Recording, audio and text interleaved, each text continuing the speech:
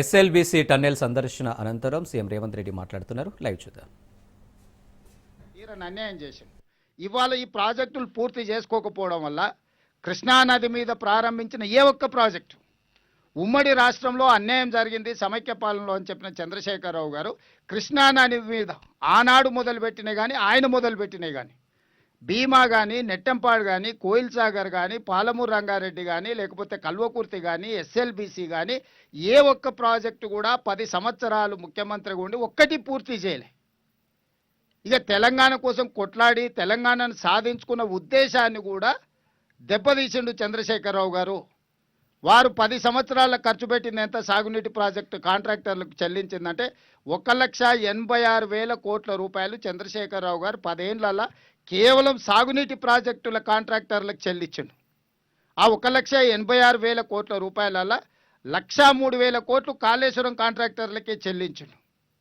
ఇట్లా తెలంగాణలో 2 లక్షల కోట్లు కేవలం నేను ఆర్ఎండ్బి పంచాయతీరాజ్ ఇతర టెండర్ల గురించి చెప్తున్నాను. కేవలం సాగునీటి ప్రాజెక్టుల టెండర్ల గురించి వారి కాంట్రాక్టర్లకు ఇచ్చిన బిల్లుల గురించి నేను చెప్తున్నా. ఇంత ఖర్చు పెట్టినా తెలంగాణ వచ్చిన తర్వాత ఏ ఒక్క ప్రాజెక్టు కూడా 100% మనం పూర్తి చేసుకోలేకపోయినాము.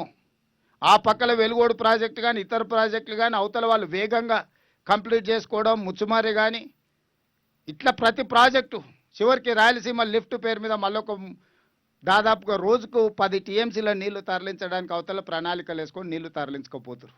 దీనికి ప్రధానమైన కారణం ఏంది?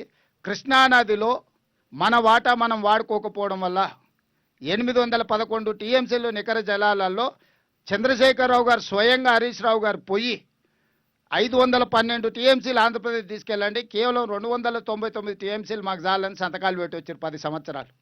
ఇలా ఉత్తమ్ కుమార్ రెడ్డి గారు మంత్రి అయినాక నేను ముఖ్యమంత్రి అయినాక అన్ని దగ్గరలో మా అభ్యంతరాలు పెడితే వాళ్ళకు సుప్రీంకోర్టులో కూడా ఇదే వేసింది. ఆల్రెడీ తెలంగాణ ప్రభుత్వం 299 టీఎంసీలకు ఒప్పుకున్నది కాబట్టి కొత్త ట్రిబ్యునల్లో మీరు అదనంగా అడగడానికి మీకు అవకాశం లేదు, మీరు ఎట్లా అడుగుతారని ఈరోజు ఆంధ్రప్రదేశ్ వాదన తీసుకొచ్చింది. మేము చెప్పినాం అతను తప్పుడు ఆలోచనలతో దురుద్దేశంతో అవగాహన రాహిత్యంతో ఇట్లాంటి సంతకాలు పెట్టిండు. వాటిని ఒప్పుకునే సమస్యనే లేదు. మాకు సహజ న్యాయ సూత్రాల ప్రకారం కృష్ణానదిలో మాకు రావాల్సిన వాటా రావాల్సిందే అని చెప్పి ఈరోజు సుప్రీంకోర్టుతో సహా ట్రిబ్యునల్ ముందు మనం వాదనలు వినిపిస్తున్నాం. వాదనలో ఒక కొలిక్కి వస్తున్నాయి. ఇదొక పక్కన ఉంటే మనకు నిజంగా అన్యాయం జరగడానికి 10 సంవత్సరాలు ఈ ప్రాజెక్టులను పూర్తి చేయలేకపోవడము. ఈరోజు అన్ని ప్రాజెక్టుల మీద ఆంధ్రప్రదేశ్ అభ్యంతరాలు పెడుతుంది. ఎందుకు పెడుతుంది? అసంపూర్తిగా ఉన్నాయి కాబట్టి అభ్యంతరాలు పెట్టారు పనులు చేయొద్దని. 10 సంవత్సరాలు అగ్రెసివ్గా డే నైట్ మనం కంప్లీట్ చేసుకుంటే కృష్ణానది మీద నుంచి మనం దాదాపుగా 500 టీఎంసీలు వాడుకోవడానికి అన్ని ప్రాజెక్టులు పూర్తి అయి ఉండేటివి. ఇవాళ చంద్రశేఖరరావు ఈ ప్రాజెక్టులను పూర్తి చేయకపోవడం వల్ల నిర్లక్ష్యం వహించడం వల్లనే ఈరోజు ఆంధ్రప్రదేశ్కి అలసైపోయింది. ఆంధ్రప్రదేశ్కి అవకాశం వచ్చింది మన మీద కంప్లైంట్లు పెట్టి మన ప్రాజెక్టులు ఆపడానికి. నిన్నగాక మొన్న మొదలు పెట్టుకున్న నారాయణపేట కొడంగల్ లిఫ్ట్ ఇరిగేషన్ కూడా ఆ రోజు నేను తెచ్చుకున్నది 2014లో. దాన్ని కూడా 69 జీవో ఇక్కడున్న మిత్రులందరికీ తెలుసు. ఎన్ని ఉద్యమాలు చేసినాం. నికర జలాలతోని తెచ్చుకున్న ప్రాజెక్టును కూడా కనీసం దాన్ని ప్రారంభించాలన్న సోయి కూడా ఆనాటి ప్రభుత్వానికి లేకపోయింది.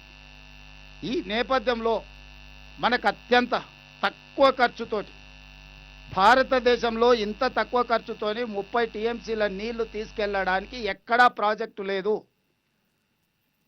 ఇది మామూలు సందర్భంలోనే 30 టీఎంసీలు. ఈ 2 సంవత్సరాలు కాంగ్రెస్ ప్రభుత్వం వచ్చిన తర్వాత వస్తున్న వర్షాలకు వరదలకు మనం ఎంత కావాలంటే అంత తీసుకొని పోవచ్చు.